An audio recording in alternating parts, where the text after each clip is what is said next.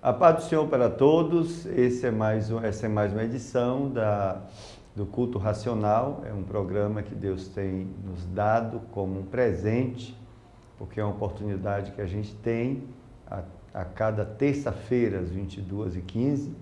O Senhor nos dá essa oportunidade de discutirmos temas importantes, que na maioria dos casos são temas que são deixados assim um pouco de lado nas suas discussões, nas comunidades, e aqui nós pretendemos trazer esses temas para uma discussão com base na palavra de Deus. E de que temas estamos falando? Aqueles relacionados com o nosso dia a dia e com a nossa realidade, que, portanto, tem uma relação muito íntima com a nossa prática de fé.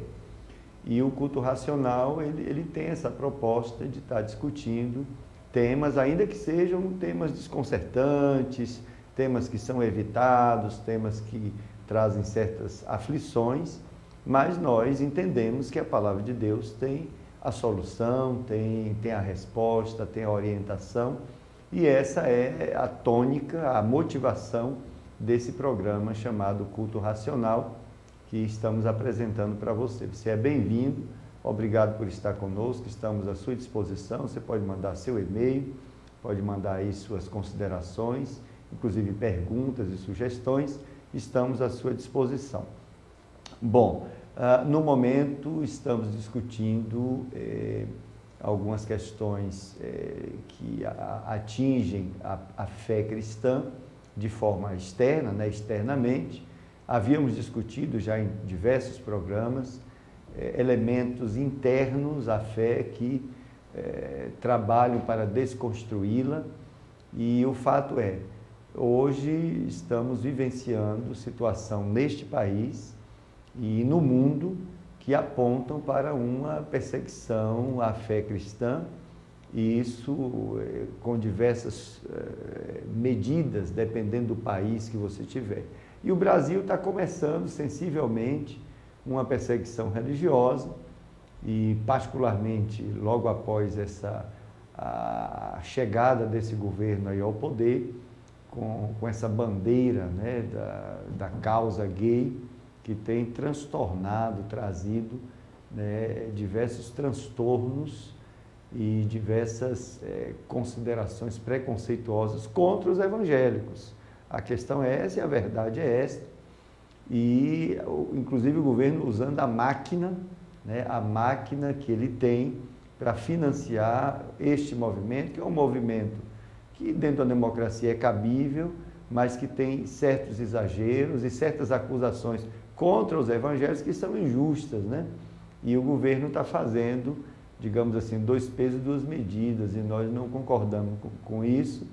Essa é uma questão externa à fé, mas que está nos atingindo, e nós estamos trazendo aqui diversos programas, discutindo diversas questões relacionadas com esta, por exemplo, com a controle de população mundial, as decisões do grupo dos bilionários que existe no mundo, que impõe regras ao mundo todo, e a despopularização do terceiro mundo, é uma das agendas desse grupo de poderosos, e isso inclui a campanha em favor de aborto, lobbies diversos e milionários nos congressos, nos países, financiando projetos, convencendo deputados, etc., para colocarem leis em favor do aborto. A presidenta Dilma acabou de aprovar, por causa desse lobby que existe, a questão do casamento homossexual, a junção aí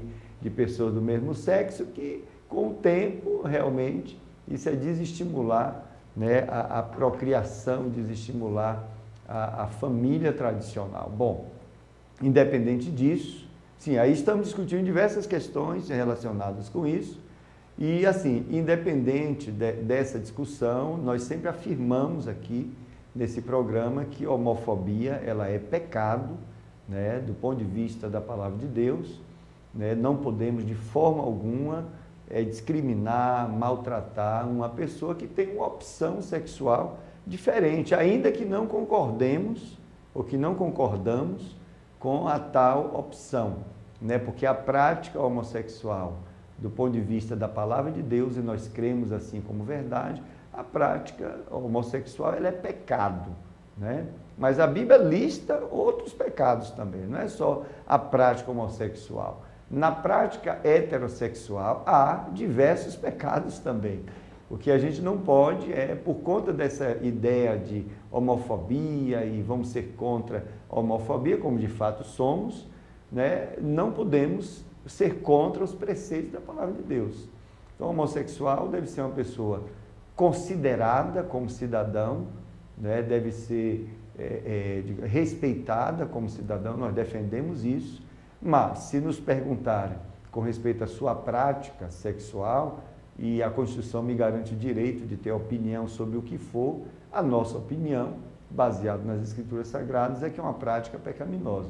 Mas isso, para nós, não é homofobia, de forma alguma. Nós acolhemos a pessoa homossexual, até porque no meio evangélico existem pessoas que se dizem homossexuais, né, nos meios tradicionais, pessoas que estão lá, inclusive, buscando uma libertação, buscando uma recuperação de uma opção sexual que ela gostaria de ter e querendo se recuperar desta outra que ela não quer ter. Isso é muito, muito comum você ver, é só conversar com pastores que têm gabinete, que recebem pessoas, às vezes com problemas desse tipo, que não aceitam aquela situação, sabem que a prática homossexual é pecado e querem libertação. E essas pessoas são recebidas e acolhidas com amor em todas as comunidades evangélicas que se tem notícia. Bom, então nós estamos, né, nesse momento discutindo essa questão do casamento, da junção aí civil de pessoas do mesmo sexo, mas hoje eu prometi a vocês e abrir um parêntese, inclusive para falar desse governo aí, o parêntese vai ser falar sobre essa coisa, esse programa Mais Médico, né, que está aí enchendo a paciência dos brasileiros, tem toda uma verdade que está longe do que estão mostrando, e aqui a gente vai começar a mostrar hoje. São 2 programas nos quais nós vamos mostrar a verdade que está por trás dessa questão aí do programa Mais Médico. E na outra semana, nós vamos continuar isso, aí daqui a 15 dias a gente retoma a discussão sobre essa agenda gay no mundo todo. Bom, antes disso, nós vamos orar e vamos meditar um pouco na santa palavra do Senhor. Bendito Deus, santificado Senhor, exaltado é teu nome, nós agradecemos a ti, Senhor, pela tua bondade, pela tua misericórdia, Senhor, que se renova a cada dia, todo dia que o sol nos aparece, a tua misericórdia está junto, Senhor, disponível a todos nós. Nós agradecemos a tua infinita bondade, o teu cuidado, Senhor, a manutenção da nossa existência, Senhor, da existência de todo ser, pela tua autorização, pela tua bondade. Glorificamos a ti pelo teu amor, Senhor. Agradecemos a ti pela oportunidade de falarmos um pouco da tua palavra nesta noite. Eu rogo em nome de Jesus a iluminação do teu Santo Espírito, Senhor, que essa iluminação nos alcance os nossos corações, abençoando inclusive os internautas que nos ouvem, Senhor. Eu rogo em nome de Jesus que o Senhor esteja conosco, nos ajude, nos ensine, fale forte aos nossos corações nesta noite, Senhor, e converta os nossos corações a Ti, a Tua verdade, e liberte-nos com o poder da Tua palavra, Senhor. Seja, portanto, conosco, Pai, em nome de Jesus. Amém. Eu gostaria também de convidar a todos para uma leitura aqui na Santa Palavra de Deus, que está em João, capítulo 14, versículos de 15 até versículo 27. E o texto diz assim: E se me amardes, guardareis os meus mandamentos. E eu rogarei ao Pai, e Ele vos dará outro Consolador, para que fique convosco para sempre. O Espírito da verdade que o mundo não pode receber, porque não vê nem o conhece. Mas vós o conheceis, porque habita convosco, estará em vós. Não vos deixarei órfãos, voltarei para vós. Ainda um pouco, e o mundo não me verá mais, mas vós me vereis. Porque eu vivo e vós vivereis. Naquele dia conhecereis que estou em meu Pai, e vós em mim, e eu em vós. Aquele que tem os meus mandamentos e os guarda, este é o que me ama. E aquele que me ama será amado de meu Pai, e eu o amarei e me manifestarei a ele. Disse-lhe Judas, não Iscariote: Senhor, de onde vem que te has de manifestar a nós e não ao mundo? Jesus respondeu e disse: Se alguém me ama, guardará a minha palavra. E meu Pai o amará, e viremos para ele, e faremos nele morada. Quem não me ama, não guarda as minhas palavras. Ora, a palavra que ouvistes não é minha, mas do Pai que me enviou. Tenho-vos dito isso, estando convosco. Mas aquele Consolador, Espírito Santo, que o Pai enviará em meu nome, vos ensinará todas as coisas, e vos fará lembrar de tudo quanto vos tenho dito. Deixo-vos a paz, a minha paz vos dou. Não vou lá dou como o mundo a dá. Não se turbe o vosso coração, nem se atemorize. E João 16:33 diz assim: Tenho-vos dito isso, para que em mim tenhais paz. No mundo tereis aflições, mas tendo bom ânimo, eu venci o mundo. Esse é um texto belíssimo, Jesus falando sobre, Jesus prometendo, né, o Espírito Santo. E eu gostaria, nessa primeira parte do programa, responder uma pergunta que as pessoas sempre fazem, né, no meio da rua, no hall aí das sociedades, as pessoas dizem: o que prova que Deus existe, né? E aparentemente esse texto nada tem a ver com essa pergunta ou mesmo com sua resposta, mas nós gostaríamos de discutir essa questão, né? Outra pergunta que se faz é: se Deus existe, por que há tanto sofrimento no mundo, né? As pessoas perguntam isso também. O fato é, o mundo busca provas de que Deus existe, ou que Deus exista. Conversando com uma irmã lá na Itália, ela trabalha como arrumadora de casa, né?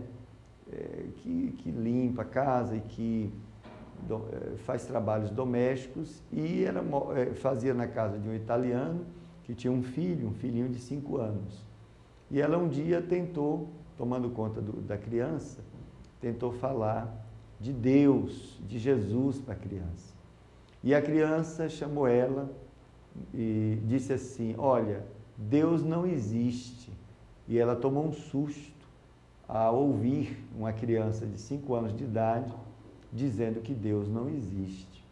E aí ela perguntou: por que você disse que Deus não existe? Aí a criança disse: eu tenho provas de que Deus não existe. Aí chamou ela, pegou na mão dela, foi até a varanda e disse assim: Deus, cadê você? Aí levou ela no quarto e disse: Deus, cadê você? E foi em toda a casa e perguntou e ficou esperando a resposta. Aí virou para a irmã e disse assim: está vendo? Ele não existe, porque se ele existisse, ele teria respondido. Essa criança, claro, né, foi doutrinada, educada pelos seus pais ateus. E assim vai a sociedade buscando provas de que Deus existe. Bom, esse texto é um texto curioso, porque Jesus dá uma resposta para essa pergunta, né? Mas tem outra pergunta parecida: se Deus existe, por que o mal existe? Ou então, por que há tanto sofrimento, né, nesse mundo? É óbvio que há sofrimentos, porque todos nós temos consciência de que nós somos livres para tomarmos as nossas decisões. E muito do que se tem no mundo hoje de mal e de sofrimento deriva das decisões dos homens.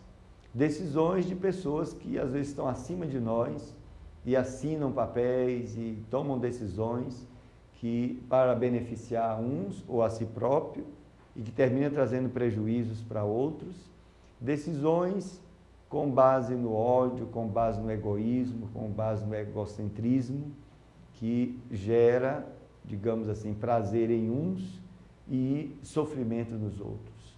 O sofrimento faz parte da experiência humana na Terra, desde que o homem, lá no Éden, permitiu que o inimigo de Deus, né, entrasse nesse reino e, ouvindo a voz desse inimigo de Deus, o homem se corrompe, né, porque ele faz o inimigo de Deus verdadeiro e o próprio Deus de mentiroso e acredita naquilo que lhe foi dito contra Deus.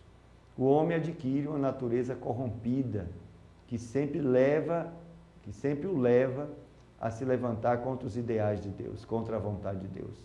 Deus existe, ama o homem ao ponto de mandar até o seu Filho amado para, no nosso lugar, nos libertar, né, dessa prisão, nos libertar desse império da natureza corrompida e para nos salvar, escrever o nosso nome no livro da vida. Deus existe e se manifesta às pessoas. Agora, é importante ser dito que a sociedade, crescendo nessa demanda aí de oposição contra Deus, a sociedade mundial, ela às vezes busca Deus ou busca um Deus quando ela está passando uma dificuldade cuja solução está acima da sua capacidade humana de resolver. Então ela se lembra de um Deus e procura esse Deus. Mas enquanto as coisas estão bem, a sua direção natural é de oposição a Deus. Não quer nem saber de Deus. E é assim que a humanidade vive, excluindo Deus das suas vidas. Há muitas décadas passadas, séculos passados, vou citar os Estados Unidos, que é uma nação que se diz cristã, mas assim, eles tinham nas escolas oração, leitura da Bíblia, das Santas Escrituras, e depois as leis ateias começaram a tomar lugar naquela nação, e hoje já não tem escola nenhuma onde é lida a Bíblia, pelo menos escola do governo, onde se fala os preceitos, os ideais de Deus, onde se faz oração. Acabou. Logo, logo, as consequências chegaram, né? Pessoas que estão ali naquele ambiente começam a pegar armas e detonar todo mundo e matar todo mundo. E aí as famílias ficam dizendo, onde é que está Deus? Como é que ele deixou acontecer isso? Ora, mas foi a própria sociedade, a própria escola que expulsou Deus, quando proibiu que a sua palavra tivesse lugar no seu âmbito, né? Quando proibiu que uma oração acontecesse ali. Então, os homens decidem expulsar Deus das suas vidas e agora querem responsabilizar Deus pelas consequências das suas próprias decisões. Então, Deus existe sim, o sofrimento existe porque os homens escolheram seguir esse caminho. Mas se você for ver o que a revelação diz, que foi o que Jesus disse, né? Você vai ver que Deus está com os braços abertos à disposição, né, de todo aquele que crê, de todo aquele que quer recebê-lo. E Jesus disse, se me amardes, observe, guardareis os meus mandamentos, e eu rogarei ao Pai, e Ele vos dará outro Consolador para que fique convosco para sempre. Jesus, Ele rogou ao Pai para que Ele enviasse outro Consolador, outro aqui, de mesma natureza de Jesus, o Santo Espírito de Deus, o Espírito do próprio Cristo que viria. Ele diz, o Espírito da verdade que o mundo não pode receber porque não o vê, nem o conhece. Jesus falou algo bastante claro aqui. Por que é que o mundo não recebe o Espírito de Deus? Porque o mundo exige que Deus apareça. Como o mundo não vê, o mundo, portanto, não se abre para receber a Deus e nem o conhece. Mas ele disse outra coisa, mas vós o conheceis, porque habita convosco e estará em vós. Ele não havia sido ressuscitado ainda, portanto o Espírito de Deus estava ali na nação de Israel, no meio do povo de Deus, mas estaria dentro daqueles homens, daquelas mulheres que creram em Jesus, através do novo nascimento, as pessoas teriam o Espírito de Deus nelas, foi o que ele disse, porque habita convosco e estará em vós. Não vos deixarei órfãos, voltarei para vós. Né? Ainda um pouco e o mundo não me verá mais, mas vós me vereis, porque eu vivo e vós vivereis. Observe, a ressurreição de Jesus Cristo nos traz certezas maravilhosas. A primeira é que ele diz que o fato dele viver implicará no fato de nós vivermos. Né? Eu só tenho a vida eterna porque Jesus ressuscitou. Né? Eu só vou ter o Santo Espírito de Deus porque Jesus ressuscitou. A maior prova de que Deus existe é o Espírito de Deus, que é o próprio Deus, na terceira pessoa da Trindade, o próprio Deus morar em minha vida. Essa é a maior prova da existência de Deus. E quando Ele mora na minha vida, diz Jesus, observe, naquele dia conhecereis que estou em meu Pai e vós em mim e eu em vós. Observe que Deus existia aqui na terra, é Deus em nós, que foi o que Paulo disse, Cristo em vós, esperança da glória. Se você procurar argumentos teístas, como existem, são argumentos inclusive baseados na razão, argumento cosmológico, teológico, ontológico, antropológico, né? São argumentos geralmente usados aí pelas pessoas, baseados na razão. Esses argumentos que provam a existência de Deus já foram inclusive derrubados por Emmanuel Kant. Kant destronou a autoridade da razão. Então, qualquer coisa com base na razão, Kant consegue desconstruir. Então, se você tem argumentos que provam que Deus existe apenas com base na razão, por Kant eles não valem nada. Mas eu também digo que a razão, vou usar o discurso de Kant, a razão não prova que Deus existe, mas ela também não é competente para negar, né, que Deus exista. Então, há a segunda via, né? Nem prova que existe, nem pode provar que não existe. Então, pela razão, não podemos fazer nada.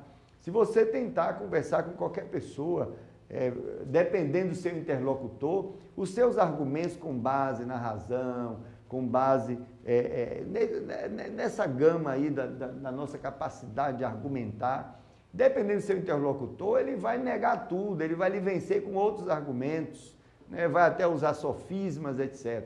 Agora, então observe que a única coisa que prova que Deus existe, que às vezes você diz assim, não, mas tem a natureza declara a glória de Deus, sim, mas se os homens não quiserem reconhecer isso, Romanos capítulo 1 diz que os homens rejeitaram, né? Conscientemente eles rejeitaram enxergar Deus, considerar Deus a partir da sua criação.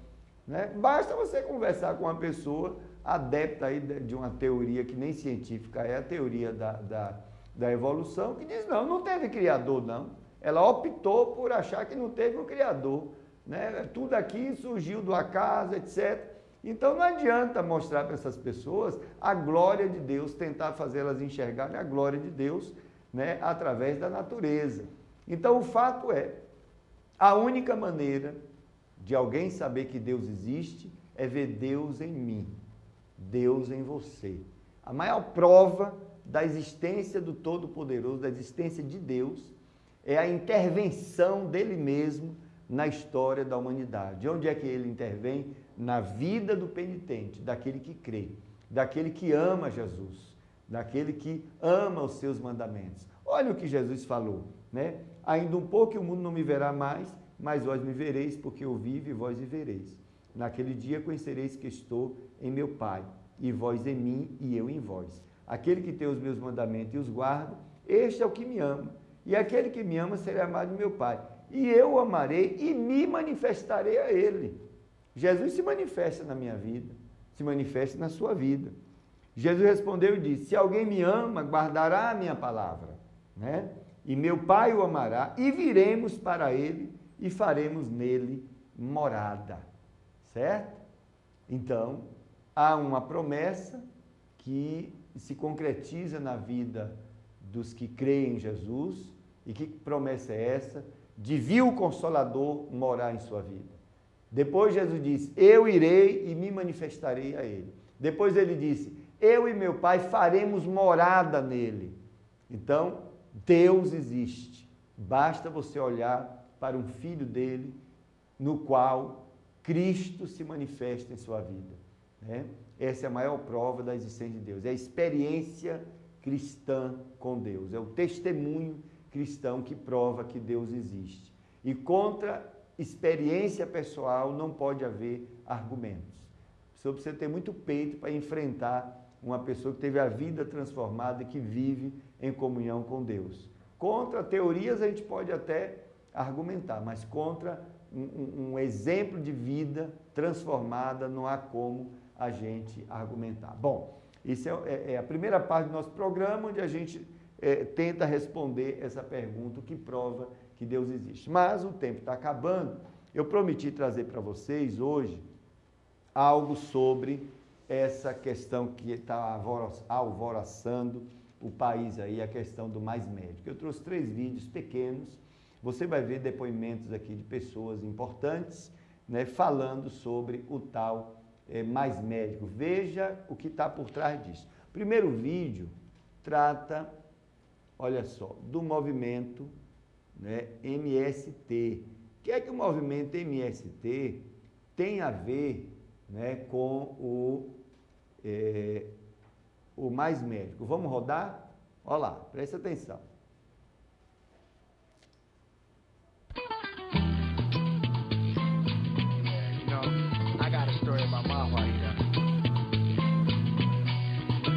Eu sou do estado de Pernambuco, moro no assentamento da Reforma Agrária com a minha família, somos todos agricultores. Antes de vir para Cuba, eu militava no Movimento Sem Terra e estudava. A vinda para Cuba foi através do movimento social MST.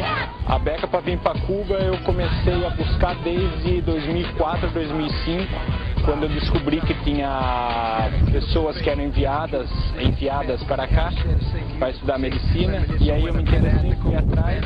Foi através do movimento de mulheres camponesas. Para mim vir para Cuba foi um processo de indicação do movimento Sem Terra, né? Porque, como a gente sabe, Cuba na verdade tinha vagas para os movimentos sociais, para partidos, para embaixadas.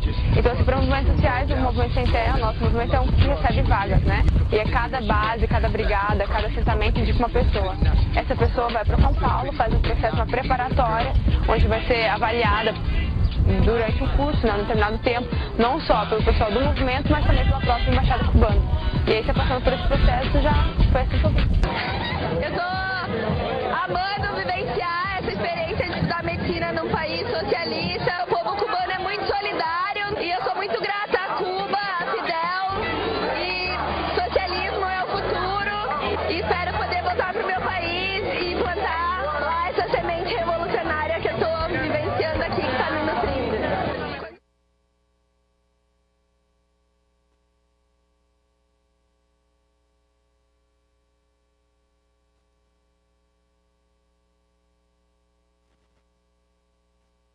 Muito interessante, né? Primeiro que o movimento Sem Terra está avaliando estudantes de medicina. Que negócio estranho é esse? Aí avalia, manda lá para Cuba, eles estudam medicina, mas por outro lado também são doutrinados dentro do socialismo. Está aí a última entrevistada, endeusando o sistema lá de Fidel, que na realidade é uma ditadura, né? E dizendo que quer voltar para plantar a revolucionária semente do socialismo no Brasil. Será que é isso que Dilma quer? Observe que a coisa é por aí mesmo, viu? Vamos ver um médico, vamos ouvir um médico, né? Um médico cubano, né? Que está empenhado, né? Ele foi entrevistado lá no Congresso, aliás, deram a oportunidade dele falar. Vamos ver o que é que esse médico fala de Cuba. Esse acordo aí é um acordo escandaloso do governo brasileiro com o governo cubano, né? Veja o que esse médico vai dizer. Presta só atenção.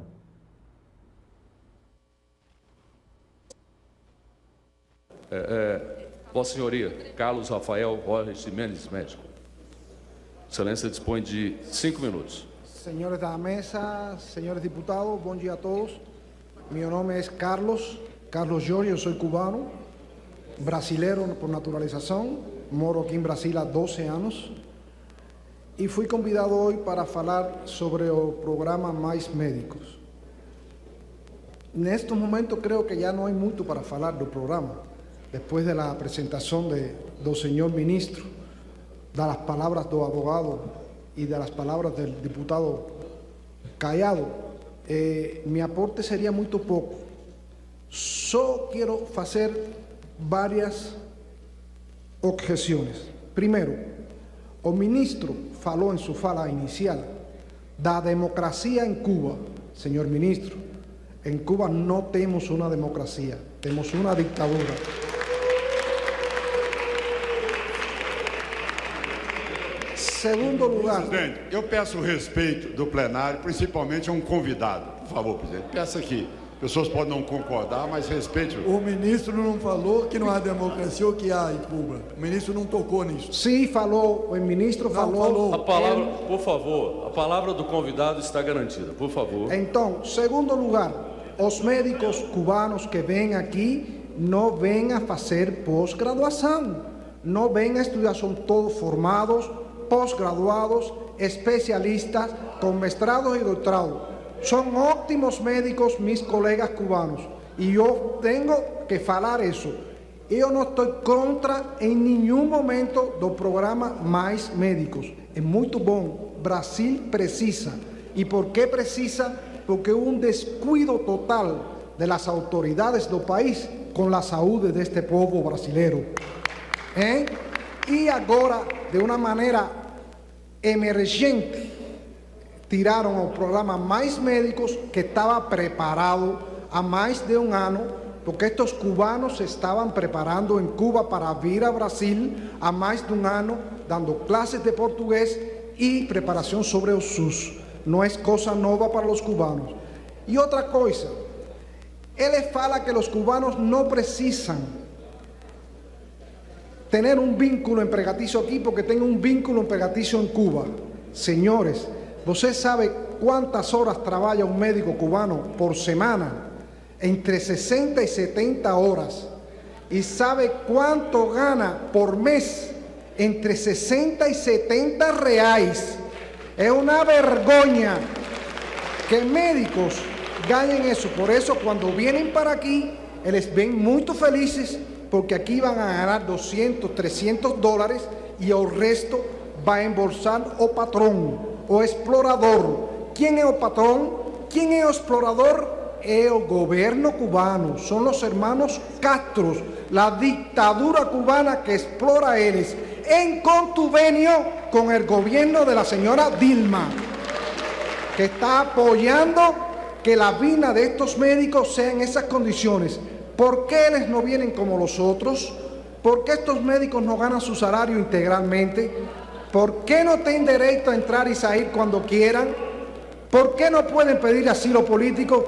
Porque es un contubernio entre el gobierno de Brasil y el gobierno de Cuba. Señores, basta de dictadura, la última dictadura que queda en América. Basta de apoyar el gobierno de Castro. Basta. Quien apoya al gobierno de Castro ensucia sus manos de sangre. Tanto el PT como todos vocês.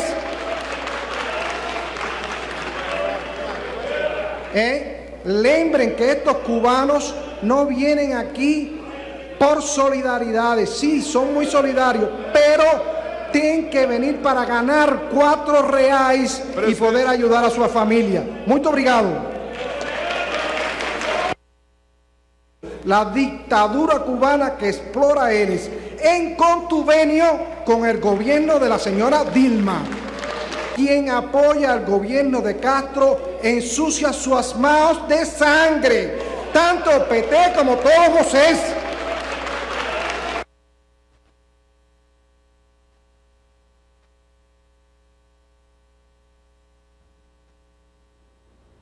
Ok, quer dizer, observe o que esse médico disse, né? Ele é brasileiro, naturalizado brasileiro, cubano, conhece muito bem Cuba, diz que em Cuba não há democracia, não há essa felicidade toda, não, e que o programa já estava preparado, os médicos já estavam sabendo, estavam preparados.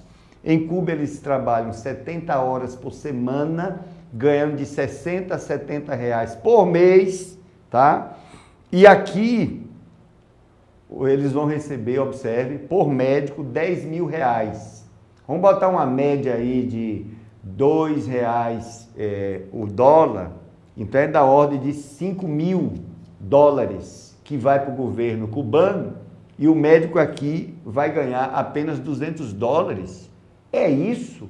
E aí este médico caracteriza essa trama como uma exploração do trabalhador, que não vai ter direito de trabalhadores aqui, né? Que é uma trama do governo Dilma com o governo de Cuba. Que coisa horrível! Como é que esse governo quebra todas as leis trabalhistas, trazendo um estrangeiro para aqui? Isso é exploração. Agora, há diversos motivos, no próximo programa você vai ver, né, os motivos que estão por trás disso daí, tá? E ele ainda diz que quem apoia esse governo de Castro, aí da família Castro, está sujando as mãos de sangue, né? Quem apoia esse governo. É lamentável, você vê que por trás desse programa Mais Médico tem muita coisa suja, muita coisa desonrosa, que lamentavelmente o Brasil está envolvido. Bom, vamos agora ver o último vídeo desta noite, que é, claro, né, o deputado Jair Bolsonaro, ele vai esclarecer um pouquinho mais sobre essa questão dos médicos cubanos, né, do Mais Médicos. Vamos então lá para o vídeo, vamos ver. É porque eu não sou médico, né? Eu aprendi tirar de combate o outro ser humano. Lamento aqui que raríssimos dos 46 deputados médicos aqui têm se posicionado contrário à MP 621, dita aí pelo governo como Mais Médicos. Eu chamo o MP de Maus Médicos. Olha só, ninguém vai fazer uma proposta de adquirir algo se não tem no mercado. Então aquela história de vamos importar médicos portugueses, espanhóis, argentinos, é uma balela. A verdade aos poucos vem vindo à tona. Eles querem trazer 6 mil médicos cubanos. Agora, olha só, presta atenção. Está na medida provisória. Cada médico cubano pode trazer todos os seus dependentes. E a gente sabe um pouquinho como funciona a ditadura castrista. Então cada médico vai trazer 10, 20, 30 agentes para cá. Podemos ter, a exemplo da Venezuela, 70 mil cubanos aqui dentro. E detalhe, Marqueselli, esses agentes podem adquirir emprego em qualquer lugar do Brasil com carteira assinada, inclusive cargos em comissão. Olha o perigo para a nossa democracia. E até complemento, né? Nos livros escolares, agora não é kit gay não, nos livros escolares, são dezenas e dezenas de páginas louvando o regime cubano, louvando o regime chinês, de Mao Tse-tung, o norte-coreano, e por aí afora, e esculhambando os regimes democráticos. E olha só, e aqui são gravuras e gravuras, de um lado mostrando que o capitalismo é uma desgraça, e por outro lado que o socialismo é o paraíso. Estão metendo isso na cabeça das nossas crianças a partir de 6 anos de idade. São livros aqui aprovados pelo MEC, e por aí vai. Então a intenção é trazer cubanos para cá. Teremos centenas de araguaias pelo Brasil. Mais ainda agora, o ministro Padilha, ele quer dar uma certa coxambrada no exame do Revalida. Ou seja, o pessoal não vai passar, o cubano não vai passar, dá uma coxambrada. Com todo o respeito que eu tenho aos açougueiros do Brasil. Os açougueiros do Brasil poderão se inscrever, que serão aprovados nesse novo exame de Revalida proposto pelo ministro Padilha. Isso é um crime. Vocês vão ter aqui dezenas de milhares de cubanos aqui dentro. Aquela ideia de pré-64 não sai da cabeça destes retrógrados petistas. Querem agora até digo mais, né? Numa da entrevista desse ano ao jornalista Gereton Moraes, um dos amigos de Dilma Rousseff falou que naquela época o chefe do exército cubano havia oferecido 100 soldados cubanos para a guerrilha do Araguaia. Matéria agora de janeiro desse ano.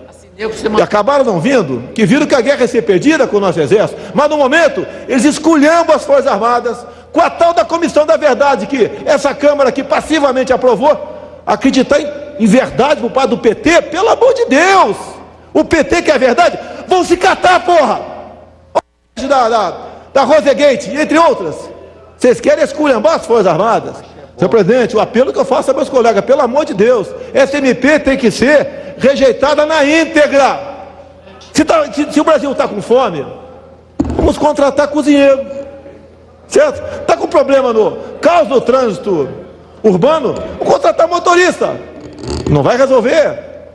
Essa questão dos cubanos é um crime. O pessoal é formado nas coxas. São 2 anos de ideologia marxista-leninista. Posso mais um minuto, senhor presidente? Por tabela, quer revalidar o diploma dos companheiros indicados pelo PCdoB e pelo MST a fazer curso dito de medicina em Cuba e na Bolívia. Querem trazer esse pessoal para cá, e revalidando, são essas pessoas que ocuparão os postos chaves da medicina pública em nosso país. Assim como temos a ideologia nas escolas agora, que o socialismo, inclusive aqui, pessoal, pode comprar um livro, José Dirceu, é o símbolo da honestidade e da democracia. Esse bandido que esteja refugiado em Cuba por tanto tempo, que enganou a própria mulher por 10 anos, que matou tanta gente em nosso país, para impor a ditadura do proletariado. Meus companheiros, não teria muito o que falar não, concluindo, pelo amor de Deus, vamos ler essa SMP 621, vamos rejeitá-la na íntegra. Vão impor uma ditadura em nosso país. Vamos criar machuca, né? Tortura. Vamos colabore com essa presidência. Evitar centenas de araguaias em nosso país. Eu só aceitaria essa MP se junto viesse o Fidel Castro para realmente acabar com a palhaçada da presidente Dilma Rousseff e ela assumir o comando desse país. Daí sim, estaria coerente essa medida provisória. Muito obrigado, senhor presidente. Ok, acabamos de ver aí o deputado Jair Bolsonaro com muita eficiência, muita evidência o que ele está dizendo, inclusive apresentando esses livros aí que estão sendo lançados nas escolas para fazer a cabeça das nossas crianças, né? Colocando o capitalismo como uma desgraça, é de fato uma desgraça. O mundo hoje está vivendo essa situação aí, metade da população do mundo passando fome, e isso é sim resultado de uma política capitalista e tal e tal. Mas não é essa desgraça total, né? Porque, por outro lado, quando você vai ver os regimes totalitários, que os tais livros endeusam, também massacraram, mataram, enriqueceram os poderosos, entendeu? Então, não tem santinho aí não, mas o que Dona Dilma quer fazer, observe que ela está doutrinando, quer doutrinar o povo brasileiro. Vão vir esses 6 mil médicos com direito a trazer todos os seus dependentes, e segundo Jair Bolsonaro, pode chegar até 70 mil cubanos aqui que podem ocupar, inclusive, cargos de comissão e comissões, inclusive, no país, na área de medicina, e além de que eles vão estar em contato com o povo brasileiro, nos interiores aí, montando as guerrilhas, né? Que Deus tenha misericórdia de nós, e é só para mostrar o outro lado, né, do mais médico que ninguém está contando, tá? Bom, vamos encerrar. Quero agradecer a você por estar conosco, né, no culto racional. Até a próxima semana. Oremos. Senhor Deus, agradeço, Senhor, a oportunidade de falar da Tua palavra, de discutirmos problemas nossos, brasileiros, Senhor, mas guardando a esperança em Jesus Cristo, aquele que é digno de toda a honra e de toda a glória. Abençoa os nossos internautas, abençoa a TV Monte Sião, seja conosco, em nome de Jesus. Amém. Até o próximo programa, muito obrigado e a paz do Senhor para todos.